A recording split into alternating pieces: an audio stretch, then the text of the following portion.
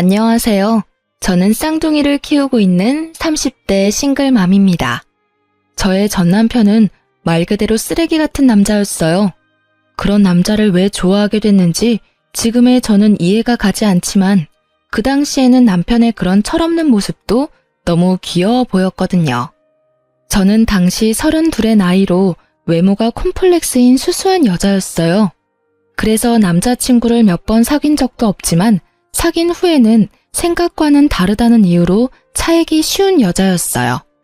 그래서 제가 연애를 하고 결혼을 할 거라는 생각은 그냥 접어두고만 있었는데 남편을 만나게 되고 그런 생각은 모두 사라졌어요.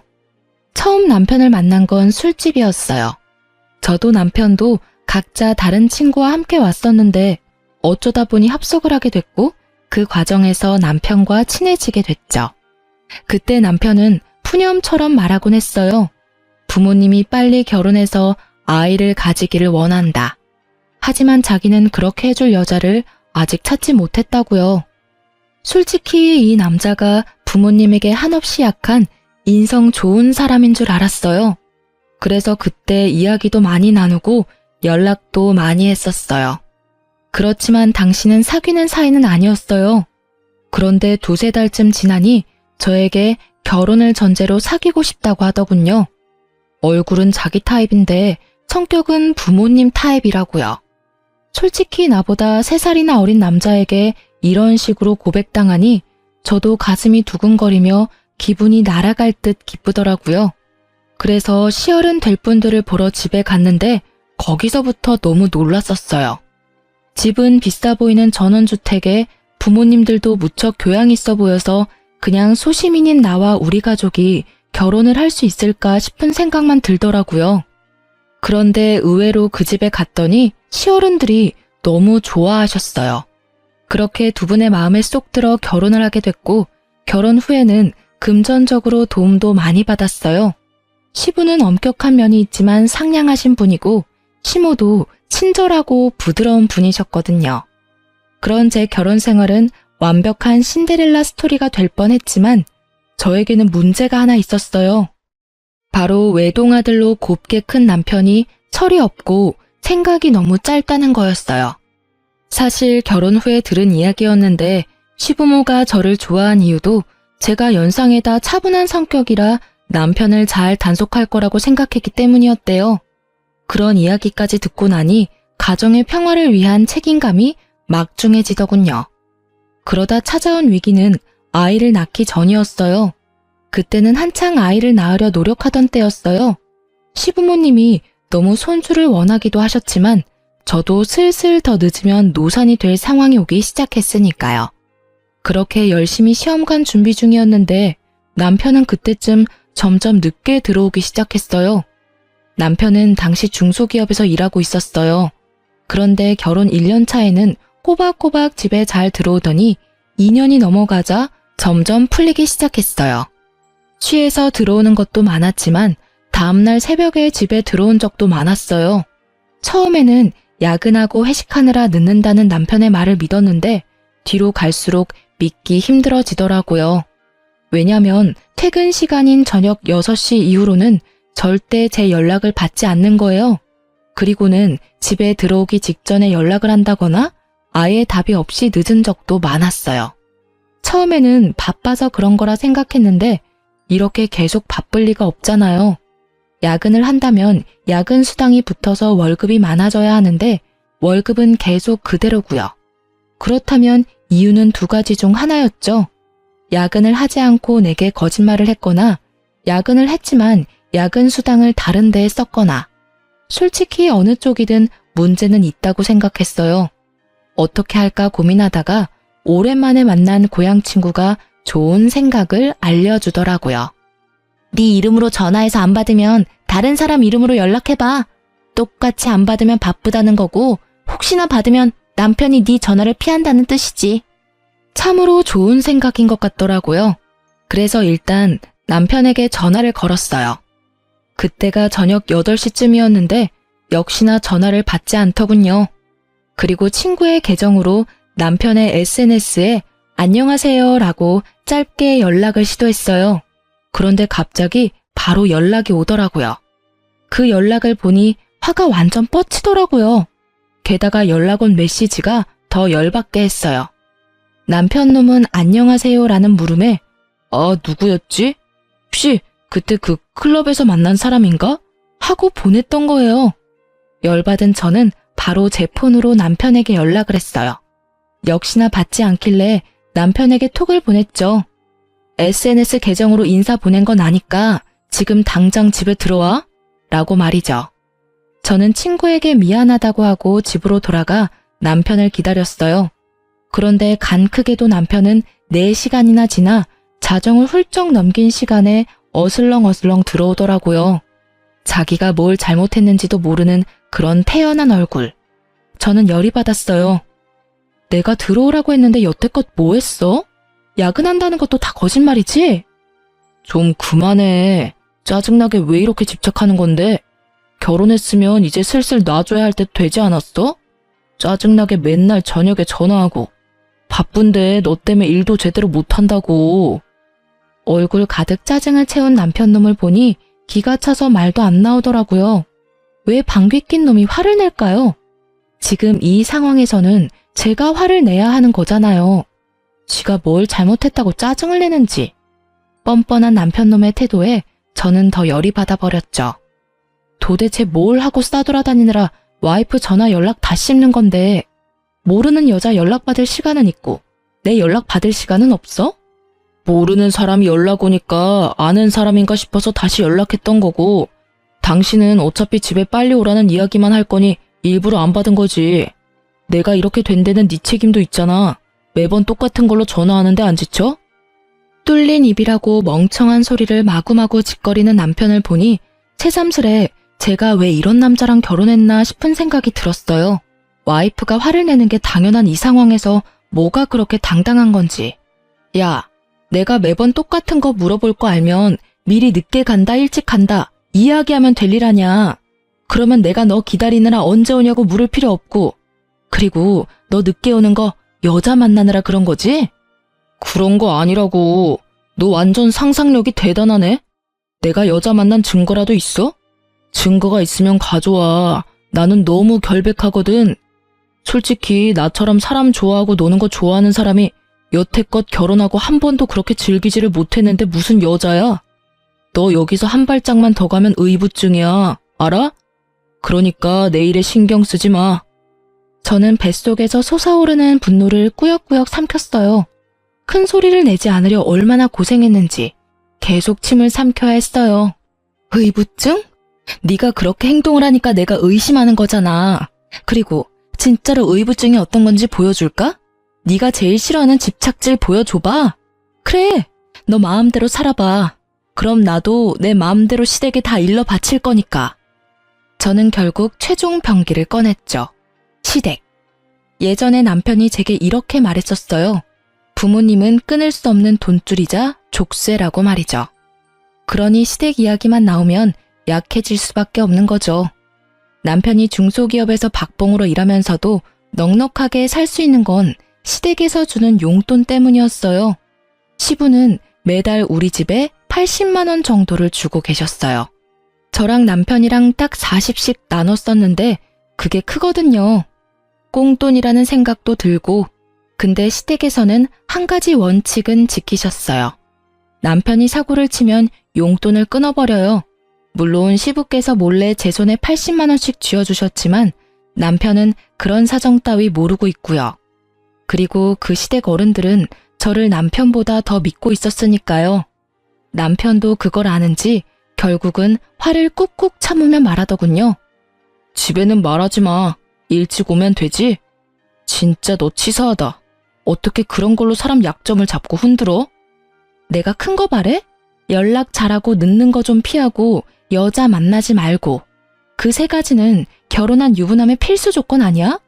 막말로 내가 연락도 안 하고 매일 늦고 술이나 처마시고 꽐라돼서 집에 남자 향수 풀풀 풍기면서 들어와서 남자하고 연락 주고받는다고 생각해봐. 너라면 그게 정상적인 유부녀라고 생각해? 그 이야기를 들은 남편은 제 말이 일리가 있다고 느꼈는지 한마디 딱 하더군요. 연락만 잘하면 되지. 결국은 그렇게 용돈을 받지 못할까봐 남편은 그 뒤로 연락을 잘하게 됐어요. 잘한다기보다는 형식적이긴 하지만 꼬박꼬박 하게 됐죠. 연락이나 야근은 문제가 풀렸는데 한 가지는 아직도 제 머릿속을 어지럽히고 있었어요. 아무리 생각해봐도 여자를 만나는 것 같았거든요. 모르는 여자의 연락에 그때 클럽에서 본 애냐고 묻는 건 아무리 봐도 여자를 만났다는 뜻이잖아요. 솔직히 클럽을 다니는 것도 신경이 쓰였지만 그 문자 때문에 더 신경이 쓰여서 그건 추궁하지도 못했어요. 그래서 그 뒤로 남편 카드 내역을 종종 뒤졌어요. 이렇게까지는 하고 싶지 않았지만 신경이 쓰이더라고요. 그래도 그 뒤로는 조용히 몇 달을 넘어갔어요. 그렇게 지지고 볶던 우리에게도 새 생명이 찾아왔어요. 저희는 자연 임신이 안 돼서 시험관을 했었고 그렇게 이란성 쌍둥이를 낳았어요. 이때도 남편은 얼마나 비협조적으로 굴었는지 시모가 강력하게 아이를 원하지 않았다면 아이가 생기지 않았을지도 모를 정도였어요. 저는 천사 같은 두 아이들을 위해 간호사 일을 그만두고 집에서 육아에 전념하기로 했어요. 육아휴직이 없었지만 시모가 매달 150만 원 정도 주고 있었어요.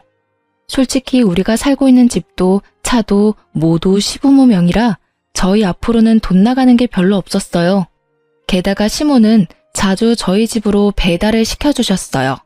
시댁에서 드실 고기나 야채, 과일을 저희 집으로도 똑같이 배달시켜주곤 하셔서 따로 저희가 돈이 들어갈 곳도 많이 없었어요.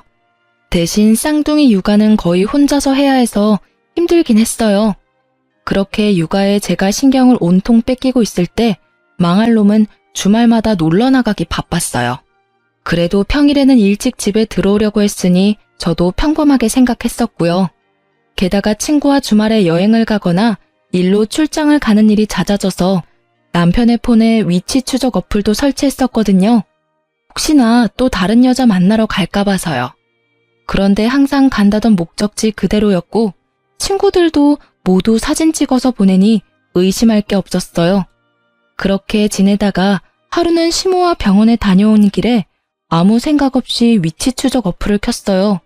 평일 낮이라 회사에 있을 거라는 당연한 생각을 하고 켰는데 현재 남편의 위치는 회사가 아니라 강릉이더군요. 어플이 혹시라도 잘못됐을 수도 있으니 확인을 해보려고 남편 회사에 전화를 했어요.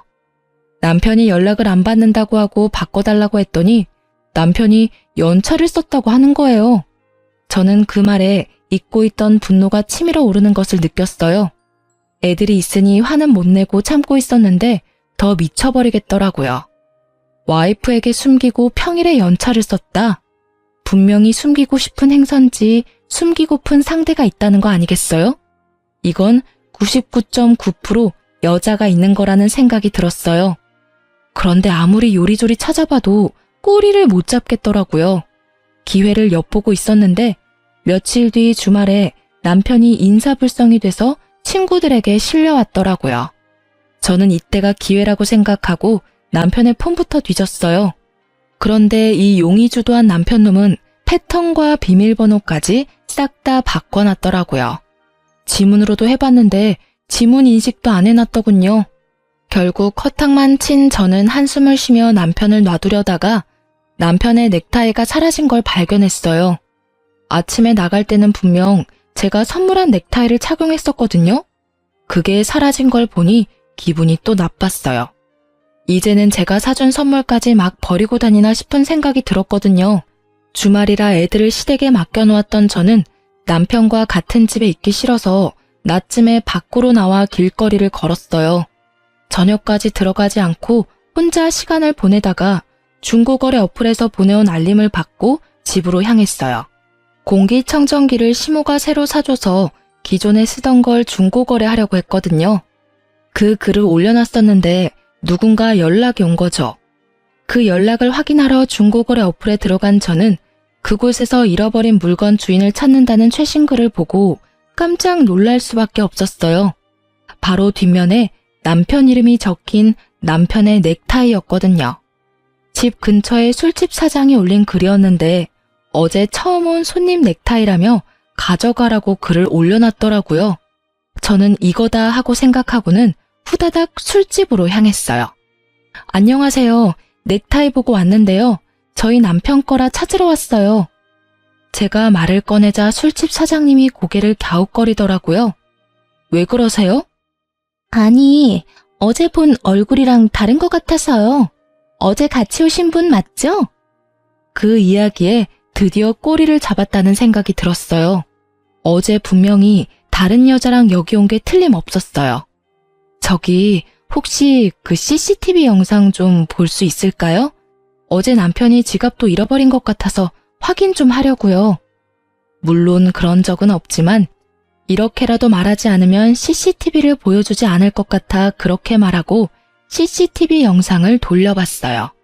그리고 남편의 옆에 있던 여자의 얼굴을 확인하던 순간 저는 머리를 강하게 한 대 맞은 기분이 들었어요. 저번에 친구 계정으로 남편에게 연락을 보냈었잖아요. 그때 그 친구였던 거예요. 이 두 사람이 나 몰래 만나고 있었던 거죠. 게다가 어찌나 가까운 사이인지 아주 찰싹 붙어가지고는 누가 봐도 우리 연인 사이예요 하는 모습을 하고 있더라고요. 저는 동영상을 사진과 영상으로 저장해서 남편에게 바로 보냈어요. 집으로 돌아가는 길에 남편의 전화가 계속 오는데 싹 다 무시했어요. 어차피 집에 가서 볼 걸 여기서 체력, 마음 낭비 하고 싶지 않았거든요. 집에 도착하자마자 남편이 꺼낸 첫 마디가 뭐였는지 아세요? 왜 전화를 안 받아? 몇 번을 전화했는지 알기나 해? 왜 내 전화 무시하는데? 전화를 무시한 게 그렇게 큰일일까요? 매번 무시하는 너는 뭐냐고 쏘아주려다가 겨우겨우 참은 제가 말했어요. 내가 보낸 사진을 보고도 왜 전화 무시하냐는 말을 먼저 하는 너라는 놈에게 이제 질리려고 해. 그래 말해봐. 언제부터 내 친구랑 바람 폈어? 언제부터겠어? 네가 그 여자 계정으로 나한테 연락했을 때부터지. 그렇게 예쁜 여자가 있었는데 잘도 숨겼네? 제가 제 손으로 무덤을 판 게 됐어요. 불륜도 쿵짝이 맞아야 하는 거잖아요. 남편만 단속한다고 될 일이 아니었어요. 저는 제 친구가 제 남편에게 들이댔다는 것도 정말 충격이었어요. 그런 친구라고 생각한 적 전혀 없었으니까요. 야, 쓰레기 같은 놈아. 네가 와이프 친구한테 손을 대? 게다가 그렇게 당당하게 바람피는 것까지 이야기할 상황이야? 이럴 거면 나랑 왜 결혼했어? 왜 날 이렇게 비참하게 만드는 건데? 제가 꺼낸 말은 거의 한풀이었어요. 대답 같은 건 듣지 않아도 되는 한풀이. 그런데 남편 놈은 기가 막힌 대답을 내놓더군요. 네가 성격은 수수하고 조용해서 내가 밖으로 나돌아다녀도 별말 안 할 줄 알았지. 이렇게 괄괄하고 집착하는 성격인 줄은 꿈에도 몰랐어. 이렇게 땡땡댈 줄 알았으면 다른 여자랑 결혼하는 게 차라리 나았을 것 같아. 엄마가 빨리 결혼해서 애 낳으라고 난리쳐서 제일 만만해 보였던 너하고 결혼한 건데 완전 망했잖아. 네가 다른 여자 만나고 밖으로 나돌아다녀도 별말 안 하고 참아주는 여자? 그런 여자가 세상에 어디 있겠어. 있다면 네 돈 보고 결혼해서 딴 주머니 차려는 여자겠지. 내가 미쳤지. 네 본성을 못 알아보고 결혼한 내가 미친 거야. 그래, 조용하고 아무 말 못할 여자랑 결혼하고 싶었으면 인형이랑 결혼하지 그랬어. 그러게 좀 적당히 했어야지. 이게 뭐야? 결국은 내가 너한테 마음 뜬 건 다 네 탓이라고. 내가 잘못했다고 생각하는 것 자체가 난센스야. 원인은 모두 너한테 있다는 말이지. 밖으로 내뱉는다고 다 말이 아니야. 뭐 됐어. 너랑은 이야기 끝났어. 그럼 같이 가서 시부모님한테 이혼하겠다고 말씀드려. 나 당신이랑 못 살겠으니까. 정말? 진짜 이혼해주는 거야? 우와, 요 근래 들어 너무 좋은 일이잖아. 그래, 내가 가서 직접 말할게. 지금 갈까? 룰루랄라 얼씨구나 좋아하는 남편놈을 보니 생각하는 게 눈에 환하더라고요. 돌싱되면 신나게 놀 수 있을 거라고 생각하는 듯 했어요. 그렇지만 누가 그렇게 놔둔대요? 절대 그렇게 놔둘 수 없죠. 남의 눈에 눈물 나게 해놓고 즐겁게 보내도록 만들면 안 되죠. 내가 불행한 만큼 너도 불행해져야 똑같을 거잖아요. 제가 굳이 남편놈에게 이혼 이야기를 직접 시부모님에게 밝히라고 한 데는 다 이유가 있었어요. 그런데 그것도 모르고 좋아하며 앞장서는 남편을 보니 속으로는 회심의 미소를 날리고 있었어요. 저와 남편이 시댁에 도착했을 때는 이미 저녁 시간이 훌쩍 지났을 때였어요. 아이들은 모두 작은 방에서 자고 있었고 시부모님은 두 분이서 조용히 TV를 보고 계셨어요. 어머, 너희들 웬일이니? 갑자기 무슨 일이야? 애들 벌써 데리러 왔어? 아님 어디 아파? 시모는 걱정이 가득한 얼굴로 저희에게 왜 왔냐고 물어봤어요. 아니, 콕 집어 저에게 말한 거죠. 시모와 함께 병원을 다녀온 게 며칠 전 일이라 시모가 저에게 신경을 많이 쓰고 계셨거든요. 저는 남편을 앞으로 떠밀었어요. 남편은 당당한 걸음으로 앞으로 나서더니 자기가 결심한 걸 이야기하더라고요. 엄마, 우리 이혼하기로 했어. 그러니까 그렇게 알고 있으라고. 남편 놈의 폭탄 발언에 시부모는 완전 난리가 났어요. 갑자기 그게 무슨 말이야? 이제 막 쌍둥이 낳은 애들이 이혼은 무슨 이혼이야? 너희 싸웠니? 싸웠다고 해서 그런 말 막 하면 안 돼. 그래, 무슨 일인지는 모르겠지만 대화로 잘 풀어봐, 응? 부부싸움은 칼로 물베기 같은 거야. 둘이서 잘 이야기해보면 분명히 조율이 될 테니까.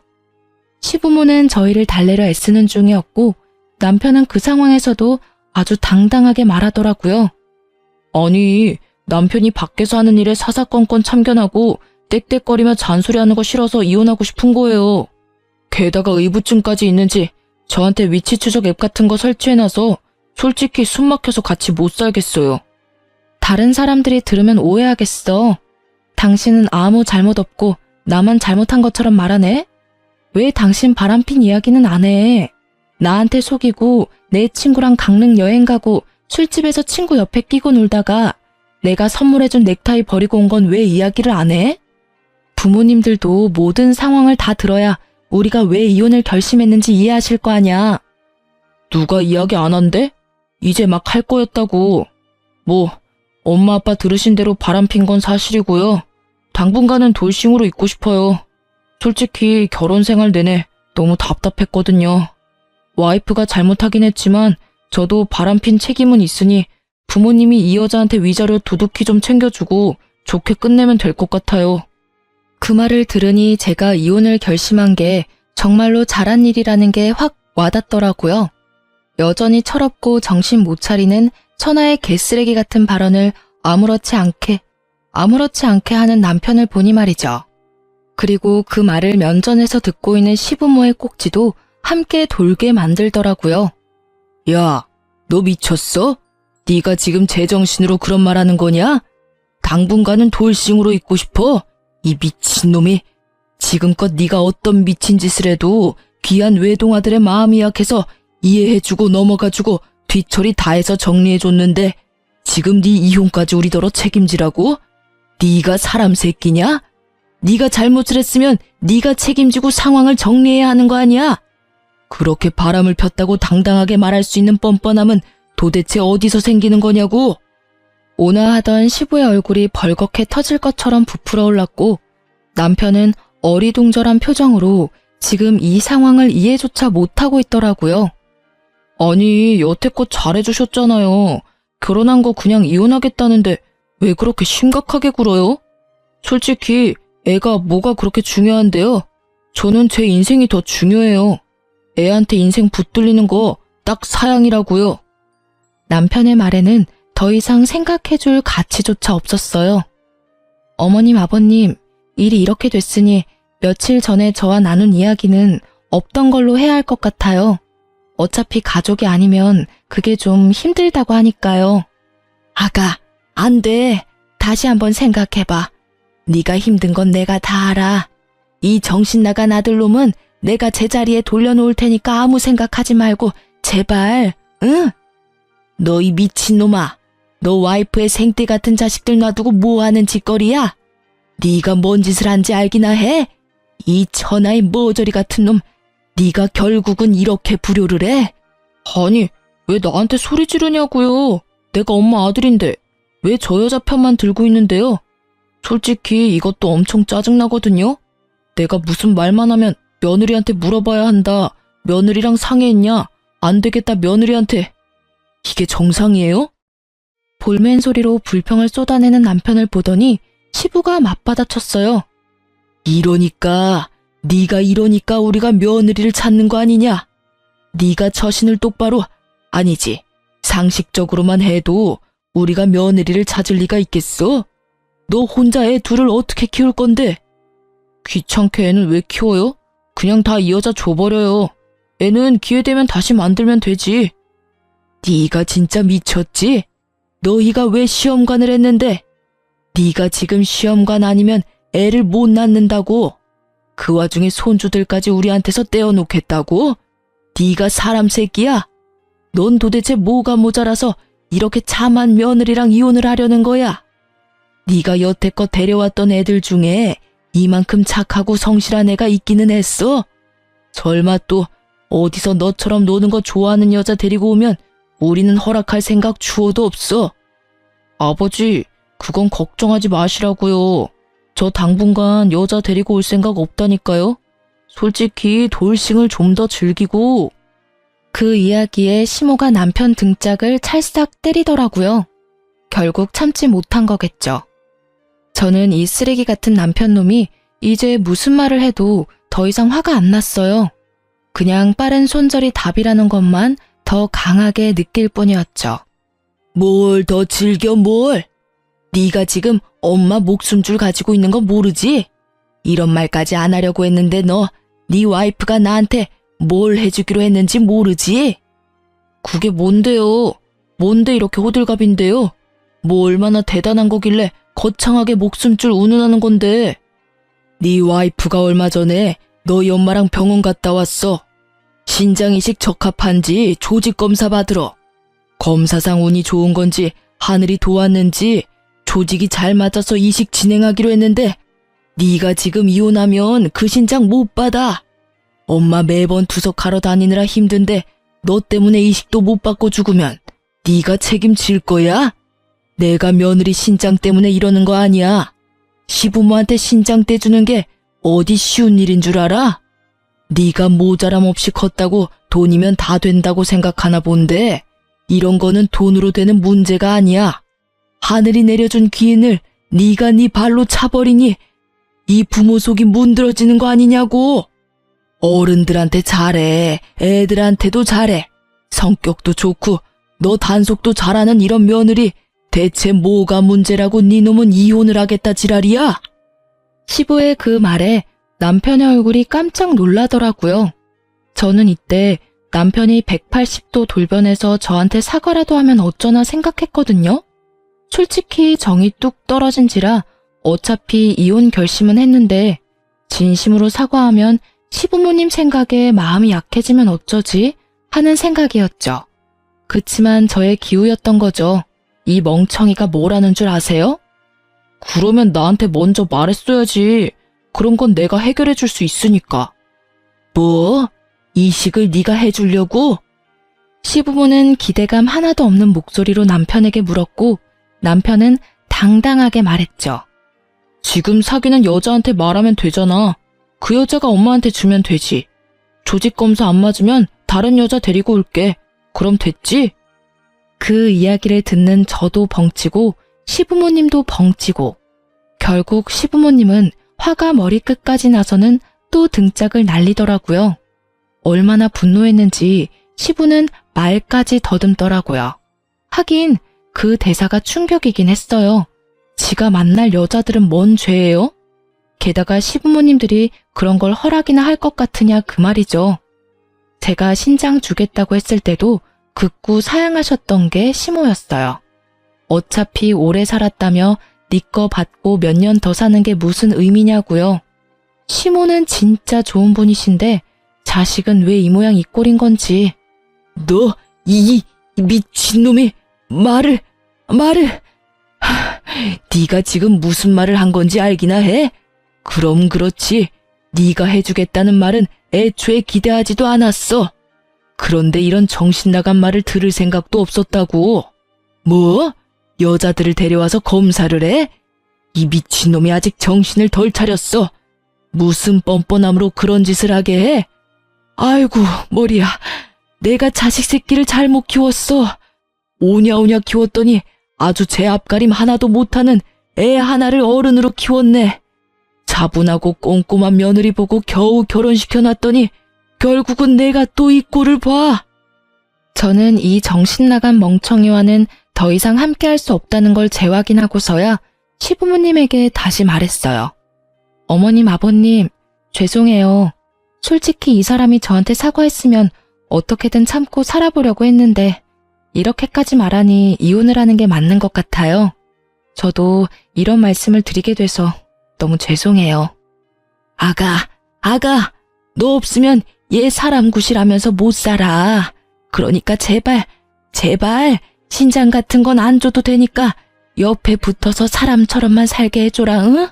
부탁이야.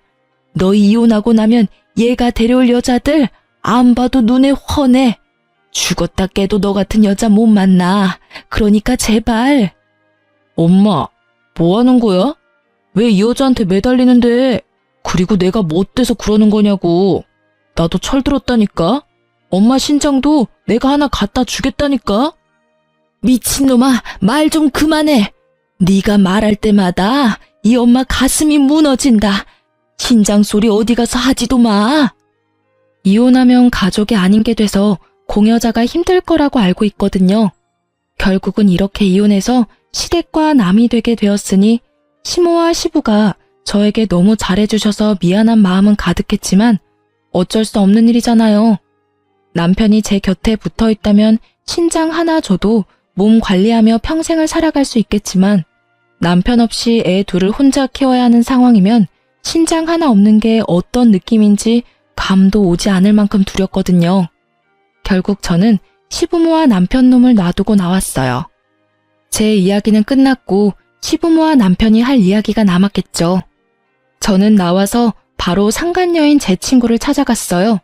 그 상간녀는 저와 결혼 후에 만난 친구거든요. 그래서 결혼식에도 온 적 없고 남편과 만난 적도 없었어요. 원데이 클래스 하면서 만난 사이라 엄청 친하고 그럴 것도 없었지만 말이 잘 통한다고 생각했는데 뒤로 이렇게 음침한 일을 벌일 줄은 상상도 못했네요. 저는 친구에게 만나자고 연락을 넣고 카페에서 기다렸어요. 앉아. 너 나한테 해야 할 말 없어? 저는 오자마자 친구에게 물었어요. 무슨 말? 나 너한테 할 말 없어. 네가 나한테 보자고 한 거니까 네가 나한테 할 말이 있는 거겠지? 무슨 일인데 불러내서 분위기 잡는데? 꼭 내 입으로 들어야겠어? 너 내 남편이랑 바람 피는 거 나한테 들켰어. 이래도 할 말 없어? 아, 그거? 그게 어때서? 사람 만나서 사랑하는 거 흔한 일 아니야? 그 사람이 유부남이었을 뿐이고 나는 그래도 상관없다고 생각한 것뿐이고 내가 직접적으로 너한테 상처 준 건 없잖아. 아주 둘 다 쌍으로 또라이였더라고요. 말하는 걸 들으니 참. 그래, 상처 준 건 없지. 그래도 남의 남편하고 바람난 걸 세상에서는 불륜이라고 불러. 그리고 너는 상간녀고 내 남편은 불륜남이지. 넌 뭐가 그렇게 잘나서 떳떳해? 네가 한 행동에 조금도 미안한 마음 없어? 너 설마 이러려고 나하고 친구했어? 솔직히 네가 하고 다니는 거 보면 네 남편 궁금하기는 했어. 돈도 많아 보였고 노는 것도 좋아하는 것처럼 보여서. 그때 내 SNS로 연락하라는 것도 일부러 그런 거야. 연결고리가 있어야 하는데 네가 딱 잘 걸려준 거지. 솔직히 나는 네가 이혼하든 안 하든 상관없어. 그냥 내 옆에서 풍족하게 만들어줄 남자만 있으면 되거든. 그러니까 돈 많아서 내 남편을 꼬셨다는 말이었어요. 실상은 시부모 돈 없으면 완전 평범하다 못해 쥐꼬리만한 월급 겨우 받는 회사원인 거 알면 어떨까? 반응이 궁금하더라고요. 그냥 사실대로 말해주려고 했죠. 너는 지금 네가 처한 상황을 모르나 본데 생각보다 일이 크게 났거든? 나는 너희 이혼하든 안 하든 상관없다니까? 이혼하면 좋게 하지. 난 솔직히 그 사람이 딴 여자 만나도 이해할 수 있어. 돈 많잖아. 돈만 갖다 주면 별로. 부러우면 부럽다고 말해. 결혼하고도 여자 때문에 전전긍긍하는 네가 불쌍해서 그래. 그 남자 폰 보니까 나 말고도 여자 많던데 뭐. 제 말을 제대로 듣지도 않고 그저 이딴 말만 짓거리는 친구를 보니 참으로 답 없다고 생각했어요. 안 부러워, 전혀. 그리고 넌 남편이 어떤 놈인지도 모르고 있는 것 같고 그 집에서 무슨 일이 벌어지는지도 모르는 것 같네. 내가 말해줘도 들을 것 같지도 않고 그냥 몸소 겪어봐. 네가 그렇게 즐거울 수 있는 것도 오늘까지일 테니까. 아무것도 모르는 애를 그냥 두고 나와버렸어요. 길게 말할 것도 없더라고요. 차랑 뭐 이런 이야기 했으면 저도 화났을 텐데 돈 이야기하니 그냥 김 빠지더라고요. 돈 보고 만나는 걸 보니 조만간 남편 본체 알면 떠나겠구나 싶기도 했고요. 그렇게 며칠 뒤에 시모한테 저 연락이 왔더라고요. 이혼 이야기 마무리도 할 겸 잠시 집에 오라고요. 시댁에 갔더니 그 짧은 시간 동안 몇 년은 늙어버린 것 같은 시모가 앉아있더라고요. 왔니? 네, 어머님. 혹시 몸이 많이 안 좋으세요? 병원 가보셔야 할 것 같은데. 괜찮아. 나도 몸이 아픈 게 아니라 머리가 아픈 거야. 내가 어제 무슨 꼴을 당했는지. 어제 이놈이 웬 여자 하나를 데려왔더라고. 알고 보니까 지가 만나는 여자라는데 딱 봐도 상간녀더라고. 내가 맘에 들지 않아서 빨리 내보내려고 했는데 세상에 이놈이 그 여자한테 뭐라고 했는 줄 아니? 야, 우리 엄마한테 신장 하나 이식해줘. 그럼 나쁘지 않게 대접할게. 이러는 거야. 그 여자애가 놀라서 자기가 왜 그래야 되냐고 했더니 아들놈이 자기랑 결혼하려면 당연히 그렇게 해야 한다고 하지 뭐니? 그 대화에 나도 놀라고 남편은 더 열받아서 노발 대발. 그 와중에 병원까지 데리고 간 거 아니? 병원을요? 거기 가서 뭘 했는데요? 뭐긴 뭐야. 내 아들인데 그 속을 모르겠어? 어디서 그런 미친 것이. 근데 그 여자도 만만치 않더라. 나한테 자기가 신장 주겠다면서 결혼하려면 당연히 그렇게 하겠다면서 앞장서는데 아휴, 결국은 바로 나왔어. 검사는 안 하셨나 보네요. 시간 좀 걸리던데. 그게 아니야. 조직 검사를 할 필요조차 없었거든. 세상에 그 상간녀가 얼마나 술을 많이 마셨는지 신장이 너무 안 좋아서 도리어 치료받아야 한다는 판정받고 입원했어. 예, 그 와중에 아들놈이 상간녀한테 난리를 치는데 너 같은 거 필요 없다면서 거기서 내버려 두고 오지 뭐니? 네가 이혼한 거 천만 다행이야. 내가 그놈 엄마이긴 한데 네가 같이 있었다간 너만 힘들었을 거다. 오늘은 또 뭐라는 줄 아니? 나한테 신장 줄 여자 찾겠다면서 더 열심히 여자 만나러 다니는 꼴이. 내가 그래서 내 앞에서 신장 얘기 절대 하지 말라 그랬어. 어디서 사람을 이식 못 받아서 환장한 사람으로 만드는지 내가 이러다 제명에 못 죽지. 그 이야기를 듣는데 너무 웃겨서 웃음이 나올 뻔한 걸 참느라 고생했어요. 하긴 술 좋아하고 노는 거 좋아하면 신장이 안 좋아질 수도 있죠. 시모는 제게 미안하다며 양육권과 친권에 관해서는 다 저에게 맡기겠다고 했어요. 시모도 아시는 거죠. 본인은 몸이 힘들어서 손주들 보살필 처지도 아니고 그렇다고 아들놈에게 맡기려니 믿음이 없고 결국 남는 건 저뿐이었으니까요. 남편은 그렇게 잘 사는 것처럼 보였는데 이혼이 제게 유리하게 흘러가자 상황이 달라졌어요.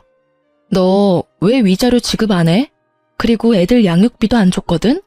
처음부터 이렇게 굴면 나중에 곤란해. 제가 전화를 먼저 했어요. 지급받아야 할 돈들이 나오질 않아서요. 그랬더니 약간 당황한 말투로 말하더군요. 엄마가 돈 준 거 아니야? 이상하네. 우리 집 전기랑 난방도 끊겼어. 그리고 잠깐만. 폰 너머로 도어락 비밀번호 누르는 소리가 몇 번이고 들리더니 당황한 듯 남편이 말하더라고요. 집이 잠겼는데? 결국 당황한 남편이 전화를 끊었어요. 분명히 시댁에서 손 쓴 것 같아서 시댁에 전화해서 물었더니 시부 명의의 카드는 모두 정지시키고 집은 아예 팔아버리려 내놨다고 하더군요.